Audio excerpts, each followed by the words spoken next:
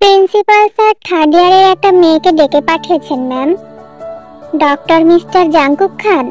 জি ma'am. Official ফাইলে গুরুত্বপূর্ণ একটি আর্টিকেল দেখছিলেন মিসেস আয়ু ইসলাম। হাতের কলমটা টেবিলে রেখে সরাসরি পিয়নের দিকে তাকিয়ে তিনি প্রশ্ন করেন। পিয়ন উত্তর দিতেই তিনি ঠোঁট জোড়া চ আকৃতির করে নেন। জাংকুক খান কোনো স্টুডেন্টকে কেন ডেকে পাঠাবে? তা আবার মিসেস আয়ু ইসলামের ডিপার্টমেন্টের কোনো প্রয়োজন হলে তাকেই জানাতেন। ডেকে পাঠালেন কেন হঠাৎ? নিশ্চয় কোনো বড়সড় ব্যাপার। কি নাম? মিসেস আয়ু ইসলাম পিয়নকে প্রশ্ন করেন। কে ম্যাম? মিসেস আয়ু ইসলামের মুখাকৃতি আগে স্বাভাবিক হয়ে গেছে, তবে নামটা তাকে এতটাই চমকায় যে ভ্রু দুটো কুঁচকে বক্রাকৃতি ধারণ করে। তে নাম তার। তে অর্থ জ্ঞানী চালাক হলেও আদতে সে একজন কিউট, আবেগী, বোকা এবং ইন্টারেস্টিং একটি চরিত্র, কখনো সখনো আবার উড়নচণ্ডী। তার এই স্বভাবগুলো সম্পর্কে গত 3 বছর ধরে একটু একটু করে অবগত হয়েছেন মিসেস আয়ু ইসলাম। ডিপার্টমেন্টের হেড হবার সুবিধার্থে সিনসিয়ার গার্ডিয়ান যারা আছেন প্রথমে তার সাথে কথা বলতে আসেন। সেই সুবাদে জেহব মণ্ডলে এসেছিল মেয়েকে নিয়ে তার নিকট। পরপর কয়েকবার এসেছেন। বছর কয়েক আগে তাকে সাইকিয়াট্রিস্ট দেখিয়েছেন তার অনুরোধে। হঠাৎ করে জাংকুকি কেন ডেকে পাঠালো তাকে? মেয়েটা কি কোনো অঘটন ঘটিয়েছে? আদতে এই মুহূর্তে তাকে নিয়ে অঘটন ছাড়া অন্য কিছু মাথায় আসছে না মিসেস আয়ু ইসলামের। সব সময় না হলেও অঘটন ঘটন পটৈশী বলা যায় এই মেয়েকে। চেয়ার ছেড়ে উঠে দাঁড়ালেন আয়ু ইসলাম। চোখ থেকে পাওয়ারফুল চশমা নামিয়ে হাত ছাড়লেন। মিলন, এই মিলন। সেকেন্ড ইয়ারে ফর্ম ফিল আপ চলছে। মিলন রেজিস্টার কার্ড জমা নিচ্ছিলেন স্টুডেন্টের কাছ থেকে। চেয়ারম্যান ম্যামের ডাক শুনে তাড়াহুড়ো করে পেপারস গুছিয়ে অফিসে আসেন। ম্যাম ডেকেছিলেন? হ্যাঁ। এক্সাম হলে গিয়ে থেকে বলো এখনই একবার প্রিন্সিপাল স্যারের রুমে যেতে। সামনে দাঁড়ানো প্রিন্সিপালের পিয়নকে দেখেই মিলন মনে মনে বলল, পিয়নকে দিয়ে ডেকে পাঠালেই তো হতো, শুধু শুধু তাকে হয়রানি কেন করাতে হবে? সে এক্সাম হলে দরজার সামনে গিয়ে উকি দেয়। এখানে থেকে সময় নেই উঠে দাঁড়ানোর। সে ডান হাত দিয়ে লিখছে, তাই বাম হাত উপরে তুলে। মিলন দেখে অস্পষ্ট উচ্চারণ করে, ও। শব্দটুকু বোধ হয় ভালো লাগলো না। লেখা বাদ দিয়ে সে উঠে দাঁড়ায়। সাথে সাথে প্রশ্নপত্র উড়ে সামনের বেঞ্চের নিচে গিয়ে পড়ে। তেকে বলতে হয় না, বুগাম দেখা মাত্রই তুলে দেয়। তে সেদিকে আর গুরুত্ব না দিয়ে মিলনকে বলে, মামা আপনি মাসে কতবার আমার নাম ভুলে যান? ওই তো, আর কি মনে থাকে না। আমি কালই আপনার জন্য কমপ্লেন মেমোরি চার্জার নিয়ে আসবো। 1000 টাকার একটা নোট ছাড়েন, দাম দিয়ে যা থাকবে বাকিটা আমার টিপস। তার আগে প্রিন্সিপাল স্যারের রুম থেকে ঘুরে আসো মা, তোমার ডাক পড়েছে। কেন? আমি কি করেছি? জানি না, পিয়নের সাথে যাও। তে গার্ড কি তো ছাড়ের দিকে তাকায়। স্যার তাকে আশ্বস্ত করে, তুমি যাও, দেখা করে আসো, তোমার বাকি এক্সাম নেওয়ার ব্যবস্থা করব। তে পিয়নের পিছু পিছু যায়। পিয়ন আগে প্রিন্সিপালের রুমে ঢুকে, তারপর ঢুকেতে ভেতরে স্যার ব্যতীত আরো 3 জন লোক আছে। তার মধ্যে একজন কম বয়সী এবং 2 জন মধ্যবয়সী লোক। তে তাদের চিনে না। নাস্তা দেওয়া হয়েছে সবাইকে। খাওয়া দাওয়া দেখে তে একপাশে গিয়ে দাঁড়ায়। মনে মনে ভাবে, ভুল সময়ে এন্ট্রি নিয়েছে, আর একটু পরে এলেই হতো। তোমার নামই তে? প্রিন্সিপাল তাকে উদ্দেশ্য করে বলে। তে মুচকি এসে বলে, জি স্যার। বিয়ে হয়েছে তোমার? না স্যার, হলে তো সবাইকে দাওয়াত দিতাম। প্রিন্সিপাল জাংকুক খানের ভ্রু জোড়া কপালে তুলে ইন্টারেস্টিং একটা এক্সপ্রেশন দেয়। কথাটা একদমই বাড়তি কথা। স্টুডেন্টের সাথে এতটা সুসম্পর্ক নয় যে বিয়ে হলে কলেজ স্টাফকে দাওয়াত দিতে হবে। তার উপর প্রিন্সিপাল স্যার। স্টুডেন্টরা জমের মতো ভয় পায় তাকে, অথচ ভয় পাবার মতো ব্যাপার 2-4 বারের বেশি ঘটেনি। কলেজ পুকুরে 2 বছর আগেও সন্ধ্যার পর প্রেমিক প্রেমিকার আড্ডা বসতো, অনৈতিক কাজ কারবার হতো। একবার প্রিন্সিপাল স্যার যে খেয়ে দেখালো, বাবারে বাবা, এক জুটিকে ধরে পিঠে চাবুক মারলো তো মারলই, বিয়ে দিয়েও দিল। যদিও মেয়েটা বিবাহিত ছিল, তার স্বামী ক্লাসমেটের সাথে স্ত্রীর পরকীয়া সম্পর্কে প্রিন্সিপালের নিকট নালিশ দিয়েছিল। তারপরে একবার তো ভিসির সাথে প্রবলেম হলো। কি জানি কি এমন হলো, প্রিন্সিপালের জন্য ভিসি এই কলেজের আঙিনা ছেড়ে দিল। আরো কত ঘটনা এই মুহূর্তে তের মনে পড়ছে না। অচেনা মধ্যবয়স্কদের একজন জিজ্ঞাসা করলো, তোমার বাসা কোথায়? মেলান্দহ। কয় ভাই বোন তোমরা? আমি একাই। বাবা কি করেন? এবার তে ভয় হয়। হুটহাট এভাবে প্রশ্ন করার মানে কি? পরিচয় জেনে ধরে নিয়ে যাবে না তো? তে মনে মনে ভীষণ ভয় পায়। তার মুখটা শুকিয়ে যায়, ভেতরের ভয়টা চেহারায় ফুটে ওঠে।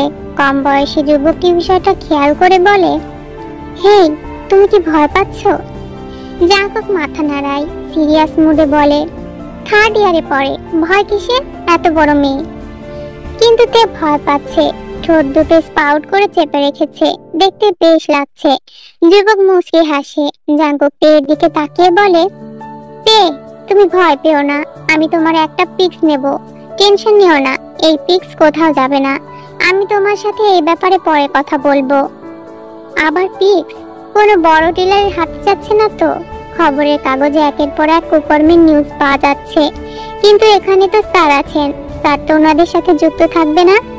এতগুলো মানুষের মধ্যমণিতে আর স্যারের কিছু জিজ্ঞাসা করতে পারলো না। এক্সাম শেষে তের জন্য বাইরে অপেক্ষা করছিল বুগাম, লিসা এবং জেনি। তেকে ঘিরে ধরলো। এই, প্রিন্সিপাল তোকে কেন ডাকলো রে? কি বললো? নাম ধাম পরিচয় জিজ্ঞেস করলো, তারপর ছবিও নিল। সেখানে অচেনা তিনজন লোকও ছিল। বুগাম হাসতে হাসতে বলল, দোস্ত, তুই তো গায়া। এর আগেও স্যার দুটো বিয়ে পড়েছে এবং কলেজে পড়িয়েছে। স্যার তো খোঁজে স্মার্ট মাইয়া। জাহাঙ্গীর স্যার কি বলে শুনোস নাই? সুন্দরী মেয়ে খুঁজে রে, সুন্দরী মাইয়া। হয়তো কেউ তোর কথা বলেছে বা দেখতে আসছে, সেজন্য স্যার ডেকে নিয়েছে। হতে পারে না কোনো সিনিয়র ভাই যে তোকে দেখেছে, তারপর বাসা থেকে লোক পাঠিয়েছে। আবার এমনও হতে পারে প্রিন্সিপালের পরিচিত, সেজন্য স্যারের মাধ্যমে ব্যাপারটা এগিয়ে নিচ্ছে। বাসায় তো খবর যাবে, শুনে জানাস কি অবস্থা। তে মুচকি হাসে, মাথা নাড়িয়ে বলে, আরে না, আব্বু আমাকে এখনই বিয়ে দিবে না। বুটজুতোর আওয়াজ তুলে খান বাড়িতে প্রবেশ করে জাঙ্কুক।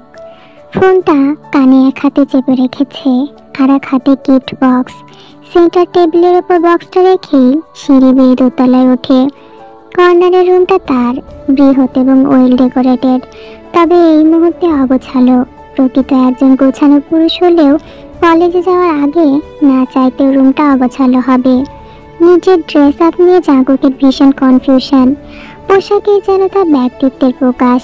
নিজের কাছে নিজেকে পারফেক্ট না দেখানো অবধি ড্রয়িং রুমে পা রাখার ব্যক্তি তিনি নন। রুমটা এখনো গোছানো হয়নি। বিছানায় ফোনটা ছুঁড়ে দিয়ে প্যান্টটা একটু ওপরে তুলে সে বিছানায় এক কোনায় বসে। উবু হয়ে এক পায়ের জুতা খুলে গড়া বাড়িয়ে ডাকে, মম, মম, হোয়ার আর ইউ? বেডরুমটা গুছিয়ে দিয়ে যাও প্লিজ। কিছুক্ষণ পর কফি হাতে প্রবেশ করেন মিসেস জিন ইসলাম। ছেলেকে দেখে কিচেনে গিয়েছিলেন কফি বানাতে। সারাদিনের স্ট্রেস নিয়ে বাইরে থেকে আসার পর জাঙ্কুকের মাথাটা খুব ধরে। আজ জাবেদাও নিজে কফি নিয়ে ছুটবে।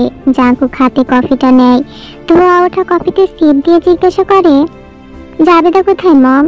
আজ এখনো আমার ড্রেস গুছিয়ে দিয়ে যায়নি। জাবেদা ছুটিতে গিয়েছে, আসতে 3-4 দিন লেট হবে। তুমি ড্রেসগুলো এভাবে না ছড়ালেই তো পারো জাঙ্কুক।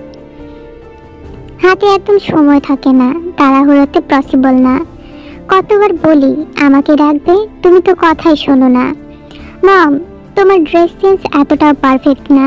জিন মুচকি হাসে, পাশ করে ড্রেসগুলো কাবার্ডে রেখে দেয়। যার ড্রেস সেন্স পারফেক্ট তাকে নিয়ে আসছো না কেন? তাহলে তো এতটা অপারেশন হতে হয় না। জিনের দিকে ঘাড় ঘুরায় জাঙ্কুক, এক ভ্রু উঁচু করে ঠোঁট আকৃতির করে তাকায়। কথার মানেটা বুঝে উঠতেই গলা ঝাড়া দেয়। কাফে ফেস সিপ দিয়ে রেখে বারান্দায় চলে যায়। ডিনারে ফ্যামিলি সবাই একসাথে ডাইনিং এ বসে। আয়ু ইসলামকে দেখে সৌজন্য হাসে জাঙ্কুক, জিজ্ঞাসা করে, কখন এসেছো খালামণি? এই তো কিছুক্ষণ আগে। তোমার সাথে কথা আছে। 2 দিন থেকে ট্রাই করছি, তোমাকে আজকাল পাওয়া যাচ্ছে না। আয়ু ইসলামের চোখে মুখে হতাশা। তৎক্ষণাৎ নামজন খানকে উদ্দেশ্য করে বলে, দুলা ভাই, তোমার ছেলে দুটো যে দিনকে দিন এতটা বেপরোয়া হয়ে উঠছে, তুমি কেন কিছু বলছো না? নামজন খান শশা স্লাইডে কামড় দিয়ে আয়ু ইসলামের দিকে তাকায়। হাতের ওপর আরেক হাত ভাঁজ করে রেখে ফিসলে আসে। কি কিসের কথা বলছো তুমি আয়ু? আমি তো কিছু দেখতে পাচ্ছি না। ওরা ছেলে মানুষ, বাইরেই তো থাকবে, বাসায় ওদের কি কাজ? তাহলে আপনি কেন বাসায় থাকেন দুলা ভাই? এত বড় রাজনৈতিক ব্যক্তি ও কাজের ফাঁকে সময় পেলে তো আপনার বাসা আসা চাই। বাসায় আমার একটা বউ আছে আয়ু, যা তোমার দুই ভাগিনার নাই। বাসায় রাখতে চাইলে পারলে বউ নিয়ে আসো, সেটা তো আর পারছো না। নামজুন খানের সোজা সবটা জবাব। দুই ছেলের সামনে এভাবে কোনো বাবাই কথা বলতে পারেন না, কিন্তু নামজুন খান বলতে পারেন। ছেলেদের সাথে এতকাল যাবৎ মেপে মেপে কথা বললেও বাহিরের ছোট মুখটা এখন ঘরে চলে। তার জন্য দায়ী তার দুই ছেলে। আইয়ুব ইসলাম বিরক্তির সাথে সুগার দিকে তাকায়, অতঃপর জাঙ্কুকের দিকে। জাঙ্কুক স্বাভাবিক ভঙ্গিতে এড়িয়ে গেলেও সুগা পারে না। তাড়াতাড়ি এখান থেকে ওঠার জন্য গপ গপ খাবার মুখে দিতে থাকে। খালামণির নজর যে এখন তার দিকে সেটা বেশ বুঝতে পারছে। আইয়ুব ইসলাম রাগান্বিত গলায় প্রশ্ন করে, তোমাদের এই বিয়ে না করার সিদ্ধান্ত কি সারা জীবন থাকবে? সমস্যা কি তোমার জাঙ্কুক? জাঙ্কুক আইয়ুব ইসলামের দিকে না তাকিয়ে নামজুন খানের দিকে তাকায়। নামজুন খান থাওয়া থামিয়ে দিয়েছে, জাঙ্কুকের উত্তর শোনার অপেক্ষা করছে। গম্ভীর দৃষ্টিতে কয়েক সেকেন্ড সেদিকে লক্ষ্য করে জাঙ্কুক ফের খাবারে মন দেয়। মুহূর্তে খাবার টেবিলে নীরবতা বয়ে যায়। রুদ্ধ পরিবেশ সৃষ্টি হবার আগেই জিন ইসলাম গলা খাকারি দেন, আগে আমি সুগার বিয়েটা দিয়ে নিই, তারপর জাঙ্কুকের বিয়ে নিয়ে ভাববো। আয়ু, আমাদের সুগা বিয়ের জন্য রাজি হয়েছে, তবে তার একটু সময় লাগবে। আইয়ুব ইসলাম প্রশস্ত হাসে। সুগা, তা মেয়ের পড়াশোনা শেষ করার উদ্দেশ্যে নাকি? কিসে এখন? সুগা যে লজ্জা থেকে এড়িয়ে যাবার জন্য এতক্ষণ ধরে ওঠার জন্য যুদ্ধ করে যাচ্ছে, অবশেষে যুদ্ধ শেষ না হতে পরাজিত হয়ে গেল।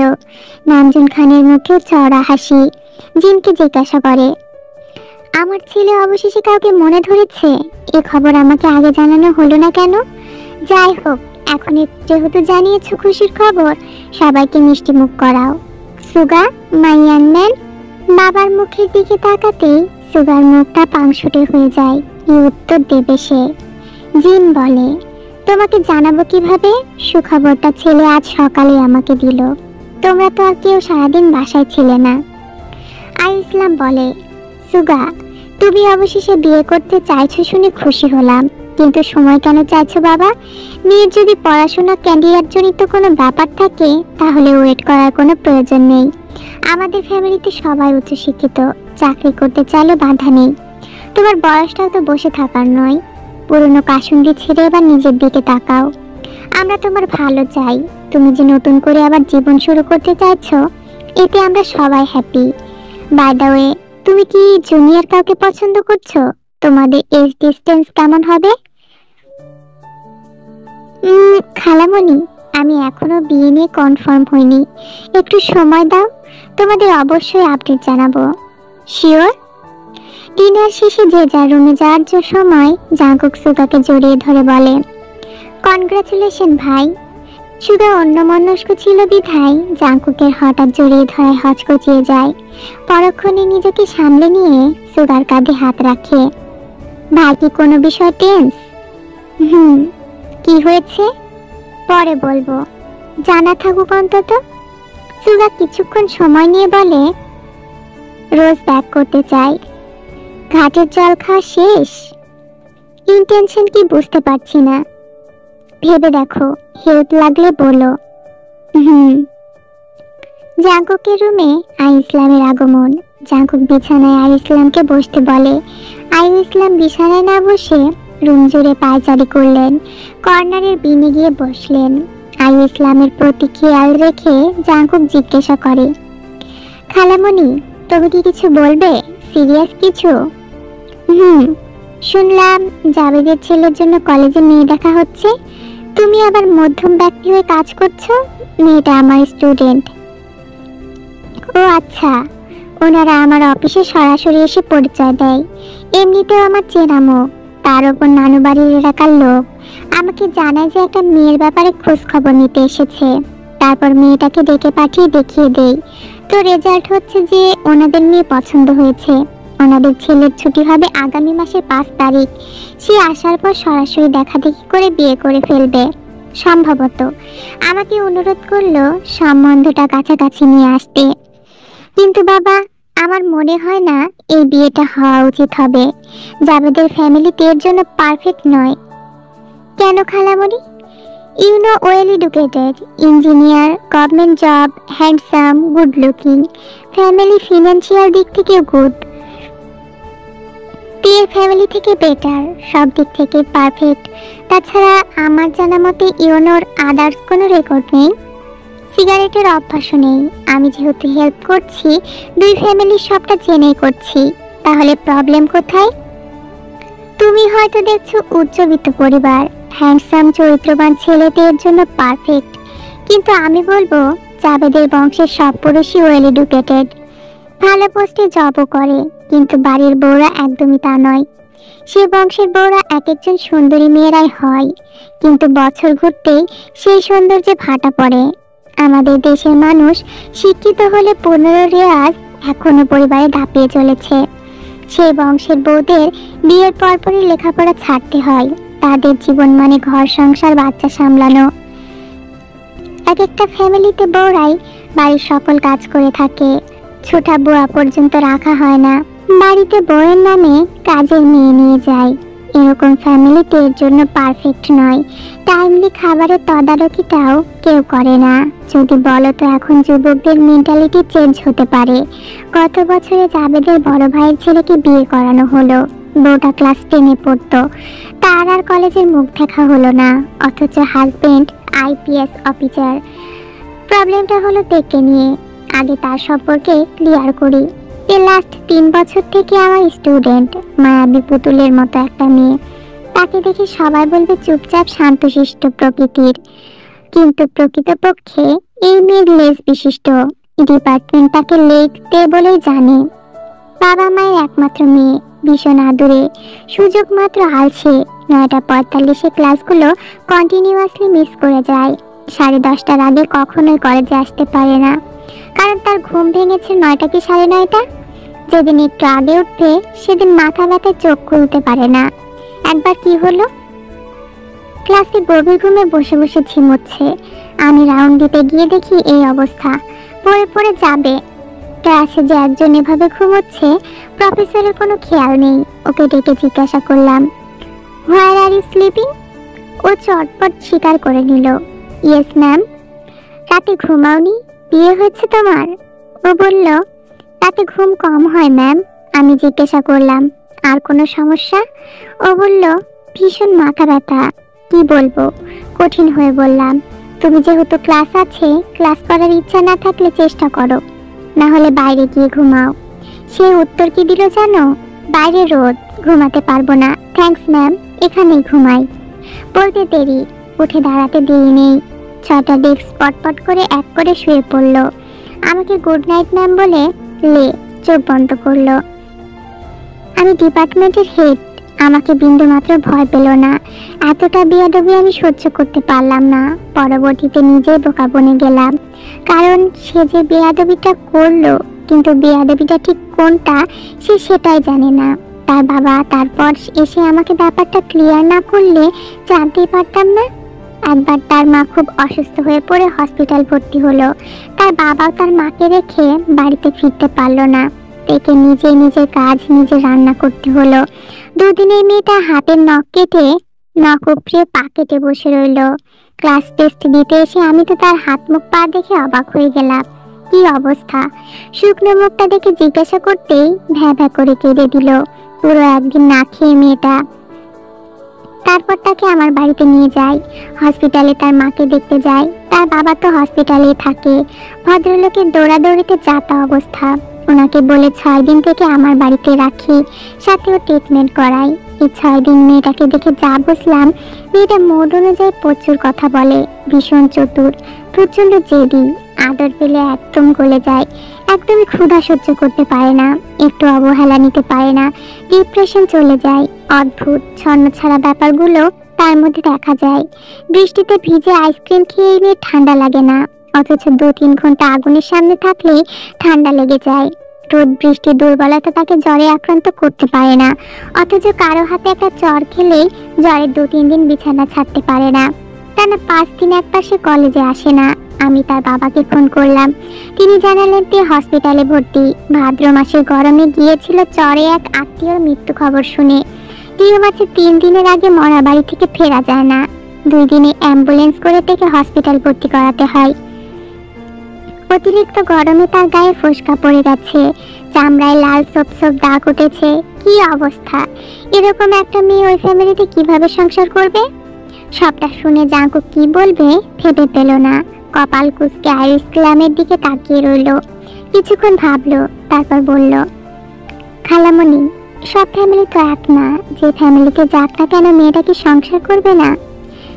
এতটাই বা স্কিপ করতে পারবে না? কি বলো তো বাবা, কিছু কিছু মেয়েরা ভীষণ নাজুক হয়, ফুলের মতো। তাদের যত্ন নিয়ে পাউডার মেশানো পানি ভর্তি ফুলদানিতে ঠান্ডা পরিবেশে রাখতে হয়।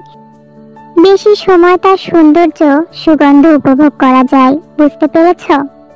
জি খালামণি। তে তার বাবা মায়ের একমাত্র ভবিষ্যৎ, একমাত্র অবলম্বন।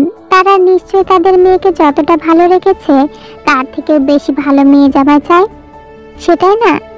তাই তো ছেলে পছন্দ করেছে ইঞ্জিনিয়ার চরিত্রবান। ভেতরের ব্যাপারটা তো আর হাইলাইট করছে না। যেহেতু মধ্যম স্তরে আছো, এদিক সেদিক হলে নিজেকে অপরাধী মনে হবে। ভেবে দেখো। গুড নাইট বাবা, ঘুমিয়ে পড়ো, দেরি করো না। জি খালামণি। ইসলাম চলে যায়। জাঙ্কুক বিছানা ছেড়ে ব্যালকনিতে এসে দাঁড়ায়। কপালে গাঢ় হয়ে পড়ে চিন্তার ছাপ। কিছুক্ষণ ঠান্ডায় বসে থেকে তারপর রুমে চলে আসে। বালিশের পাশ থেকে সেলফোনটা তুলে নেয়। গ্যালারিতে ঢুকতেই দৃশ্যমান হয় হিজাবে আবৃত গোলগাল একখানা মায়াবী মুখ, হরিণ টানা চোখ, আদুরে গাল, তুলিতে আঁকা থুতনি, ছোট দুফালি ঠোঁট, তার ডান পাশে কালো তিল। জাঙ্কুকের চোখে ভেসে ওঠে অফিসের সেই ভীতু চোখে তাকানো, বারবার নিজেকে সংকোচন, নাকের ডগায় ছুঁয়ে দেওয়া লজ্জা, দাঁড়িয়ে দাঁড়িয়ে হালকা কেঁপে ওঠা, অস্বস্তিতে পায়ের নখ ফোটানো লাল কার্পেট। হালকা হাসে জাঙ্কুক, ফিসফিসিয়ে নামটা উচ্চারণ করে, তে। ইংলিশ ডিপার্টমেন্টের সামনে দিয়ে যাওয়ায় কলেজের এক কর্নারে বকুলতলায় একদল স্টুডেন্টের ভিড় দেখা যায়। তাদের মধ্যে দুজনের হাতে গিটার, সম্ভবত গানের আসর বসবে। ক্লাসের ফাঁকে ফাঁকে চলে স্টুডেন্টদের আড্ডা। চত্বরে গোল হয়ে তাদের বসা দেখে জাঙ্কুক দোতলার বারান্দায় এসে দাঁড়ায়। নজর আটকায় সবার মধ্যমণি হয়ে বসা তেতে। হলুদ গাউন, হিজাবে শীতের সকালে ফোটা গুচ্ছ গাদার মতো সৌন্দর্য যেন ধরা পড়েছে। মেয়েটাকে সবার মাঝে সহজে চিহ্নিত করা যায়। মিডিয়াম হেলদি, গোলমোলে চেহারায় আঙুল ছোঁয়াতে ইচ্ছে করে। নামটাও কেমন যেন ভীষণ আদুরে, তে। এই মেয়েটা না সেদিন ভয় পেয়েছিল, আজ কেমন গুন্ডাগিরি করছে। জাঙ্কুক দাঁড়িয়ে থাকতে তের পাশে ছেলেটার পিঠের ওপর ধূপধাপ কিল ছুঁড়ে সোজা হয়ে বসে। ছেলেটার নাম বোগাম, তুখোর ছাত্র, ডিপার্টমেন্টে ফার্স্ট। তের বন্ধু। তার অপরাধ, তাকে বলা হয়েছে গিটারে এক সুর তুলতে, সে তুলেছে আরেক সুর। কিল খেয়ে পিঠ বাঁকিয়ে কুকিয়ে ওঠে, ও মা! এইটুকুনি আওয়াজেই তেলে বেগুনে জ্বলে ওঠেতে, আঙুল তুলে শাসাই, একদম ঢং করবি না। এই তোকে কি খাওয়াই না? এত হাড্ডি কেন শরীরে? রডের মতো শক্ত শরীরে একটু গোস্ত বানাতে পারিস না? লিসা দাঁত বের করে হাসে। বোগামের পিঠে আদর করে বলে, ব্যথা পেয়েছিস? একদম না। অথচ বোগাম ব্যথায় হাতের ওপর আরেক হাত চেপে ঘষছে। চিনচিনিয়ে ব্যথা করছে, মুখ দেখে বোঝা যাচ্ছে। তবুও স্বীকার করতে নারাজ। বন্ধু মহলে নিজেকে শক্ত দেখাতে আগ্রহী সে। বোগাম সোজা হয়ে বসে, ভেংসি কাটে। আরেকবার মারতে আসিস, পিঠ আরো শক্ত করে রাখবো। ব্যথা পেয়ে ভেবা করবি। আগেটা বাদ, অন্য কোনো গানের সুর তোল। কোনটা বল? তাহসানের the favourite song of our friends. Yay! গিটারের সুর তুলল। সুরের তালে তালে সবাই একসাথে গাইতে লাগলো, তুমি আনতো কারণ শুধু আমার মতো দূরে সরে যাও রবে আমার স্তব্ধ সময়টাকে ধরে রেখে স্মৃতির পাতায় শুধু তুমি আমার আলো আলো আমি কখনো খুঁজে পাবো না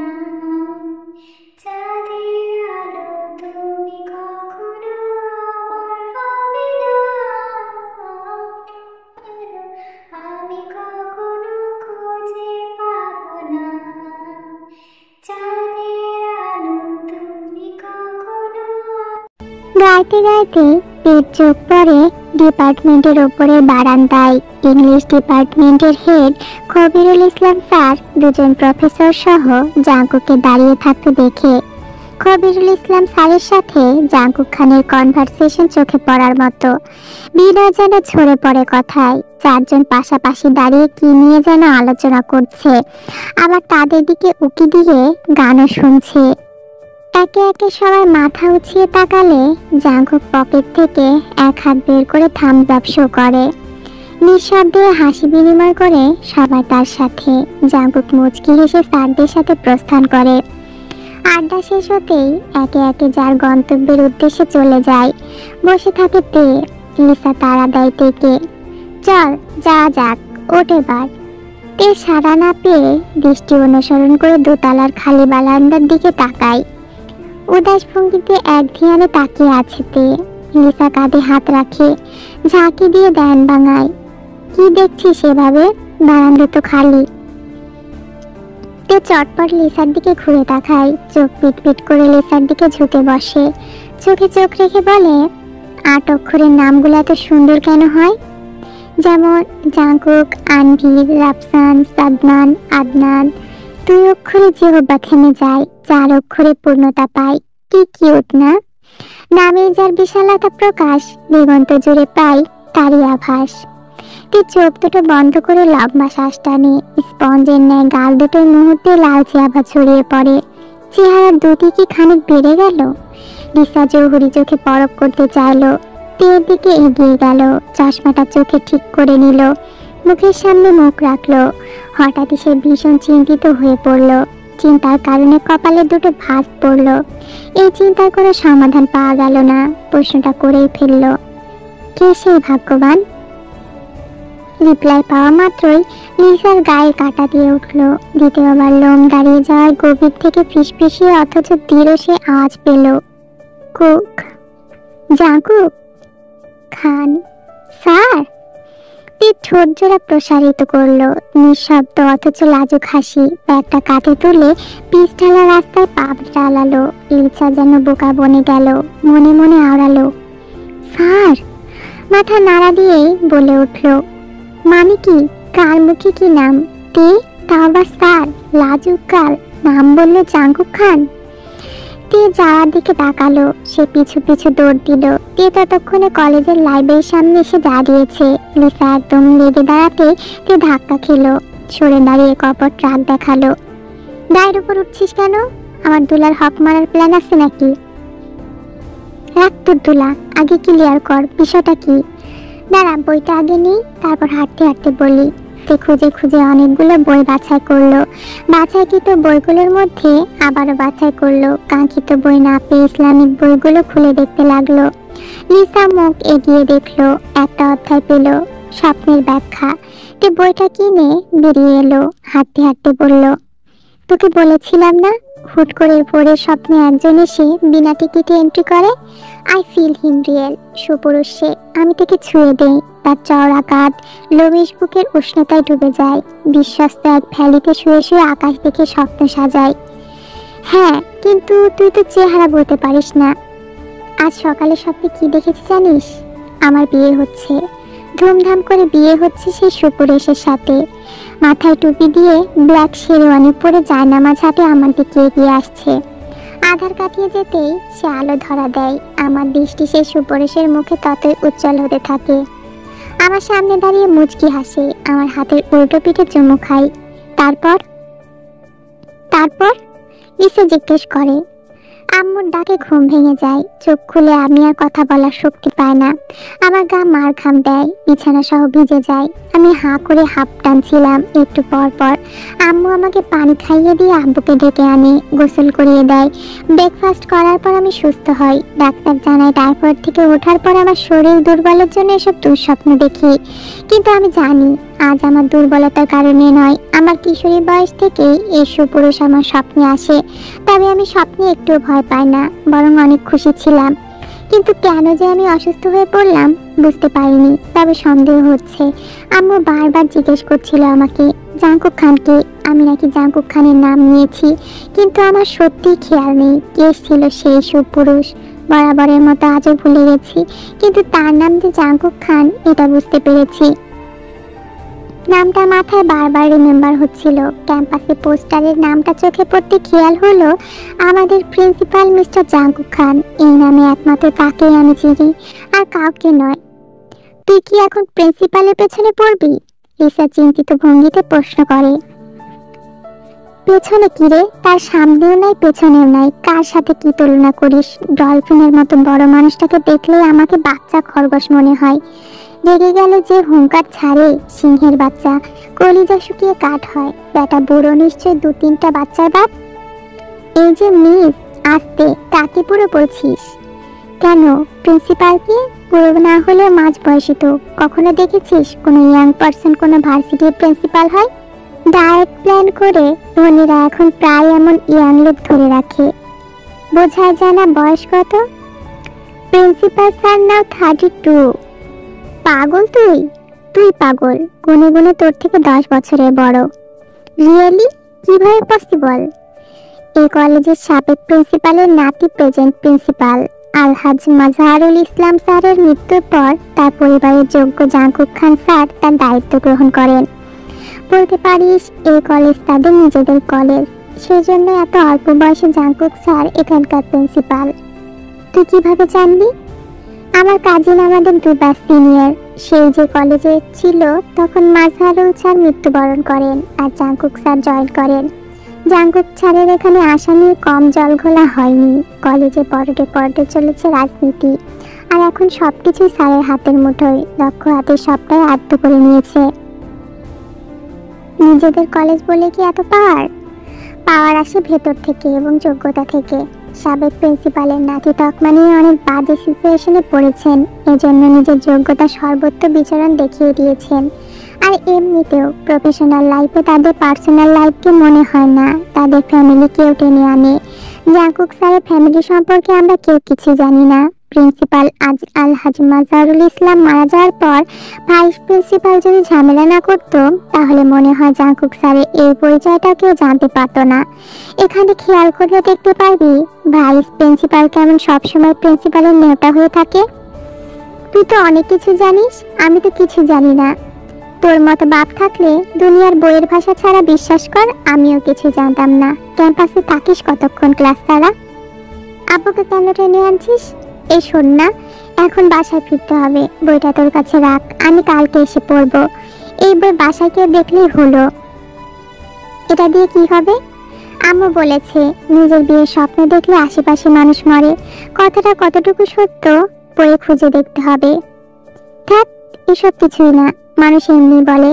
আচ্ছা দোস্ত, তুই যে এত বিয়ে নিয়ে ভাবছিস, কিন্তু তুই তো বিয়ে করবি না, তাহলে ওইসব পুরুষকে ভাগিয়ে দিতে পারিস না? স্বপ্নে কি আর মানুষের হাত থাকে? না। তাদের পাশ কেটে শাসা করে একটা কার চলে যায়। গল্প করতে করতে খালি রাস্তার মাঝ বরাবর হাঁটছিল তারা। গাড়ির হর্ন পেয়ে দ্রুত সরে যায়। লিসা ভয়ে বুক চেপে ধরে, চিৎকার করে বলে, দোস্ত, আরেকটু হলে তুই ইন্তেকাল পড়াইতাম। তুই সাথে সাথে ঘুরে তাকায়, পেছনে দেখতে পায় প্রিন্সিপালের কালো গ্লাসে চকচকে সাদা নোহা কারটা ফুল স্পিডে ধেয়ে আসছে। যতদূর দেখা যায় ততদূর পলকহীন তাকিয়ে রয়তে অন্যমনস্ক অসাবধানতায় হাতের বইটা পড়ে যাচ্ছিল। হুড়মুড়িয়ে কোনোভাবে আটকায়, বুকের সাথে চেপে ধরে, ফের পেছনে তাকায়। গাড়িটা দেখা যাচ্ছে না। ভর দুপুরে খা খা করছে জনমানবহীন রাস্তা।